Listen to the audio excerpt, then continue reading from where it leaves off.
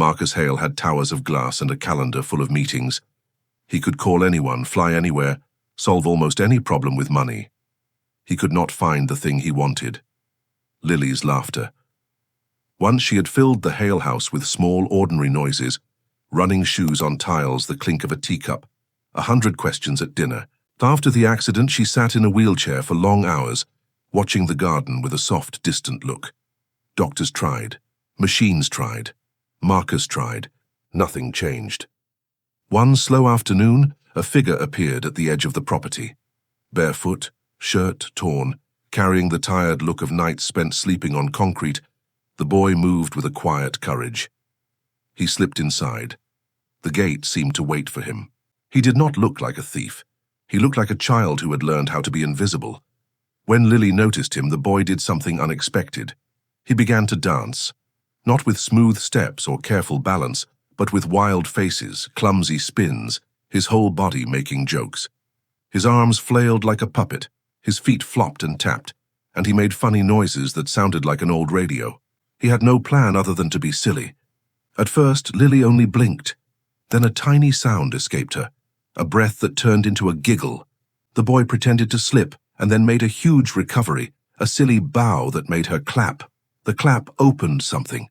Her laugh came next, a bright surprise that filled the garden and reached up to the balcony.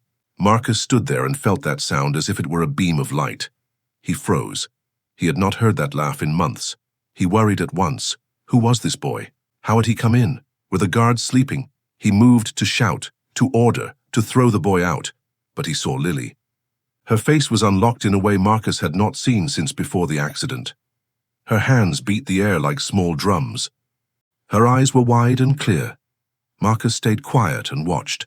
The boy, who later told Marcus his name was Kofi, returned the next day. Then, the next. Each time he brought a new bit of foolishness, a comic story from the market, a clumsy imitation of a traffic policeman, or a slow-motion walk that made Lily roar with delight. Kofi never demanded anything. He liked to perform, and sometimes a passerby would drop a coin, but his real payment came in the form of Lily's smile.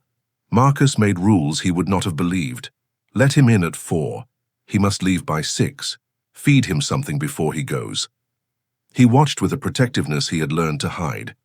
He began to measure his life by the time of the boy's arrival, not by the value of a contract. Slowly, small things changed. Lily's hands grew more willing to clap. She tried and sometimes copied a spin, pushing her chair in tight circles. Her doctor watched and said the engagement could be important. Motivation can open pathways that machines and medicine cannot. Marcus listened to that and listened to laughter, and his measures moved. He stopped asking only how to fix. He started asking how to care. Kofi's life had been rough. He told Marcus he slept under bridges and begged by lights when he could. He danced because movement chased hunger and fear away. "When people laugh, I feel lighter," he said once simply. Marcus had 1,000 answers for everything, but this one wound straight into him. He had not known how thin the world could feel to some. One afternoon, the garden held a moment they would remember. Kofi did a slow, silly routine. Lily braced herself and pushed with both hands. For a breath, she lifted. Her feet touched grass. Not in a steady, perfect way, but in a real, trembling way. Kofi screamed with joy and spun 3 times. Marcus felt his own knees give as he moved forward and took her hand. The 3 people there, a rich father, a small dancer, and a quiet girl, kept a soft silence, and then began to cheer. They did not shout it from rooftops that day. Marcus thought about headlines and what people might say. He had known the cost of public opinion, but he also knew what mattered. He chose Lily's small step over his pride. Kofi was given a mattress, warm food, and a place to wash. Marcus promised school. Kofi accepted with a quiet, stunned joy, as if words had to find their way into his chest first. The house filled with ordinary noise. Shoes clicked on stairs. Cups were left in unlikely places. Kofi still danced each afternoon, but now he danced because Lily's smile had become something he could not stop. At first, neighbors murmured. Some business partners sniffed that Marcus had made a careless choice. "What if he ruins your name?" they asked. Marcus answered with a look at his daughter, who had learned to call for Kofi at breakfast. Months went by. There were setbacks, days when Lily was tired and did not want to try. Kofi was not a miracle worker. He could not erase the pain of the accident or move time backwards, but he gave a steady reason to practice, to try, to be brave. The doctor found small gains and nodded. The gains added up. Lily began taking careful steps with help, then a little alone. Each time she stood, the house felt warmer for it. Marcus changed too.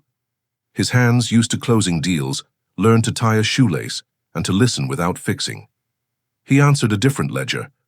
How much laughter a day? He stopped measuring success only in numbers and began to count in small human things. A clumsy dance, a new word, toes finding grass. Years later, people still spoke of the quiet thing that began in Marcus Hale's garden. The story did not end with a single grand headline.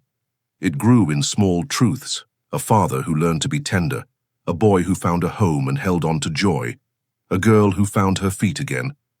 None of it erased the past, but it braided a new life from the frayed edges. If this moved you, share it. Small things change big things when we let them.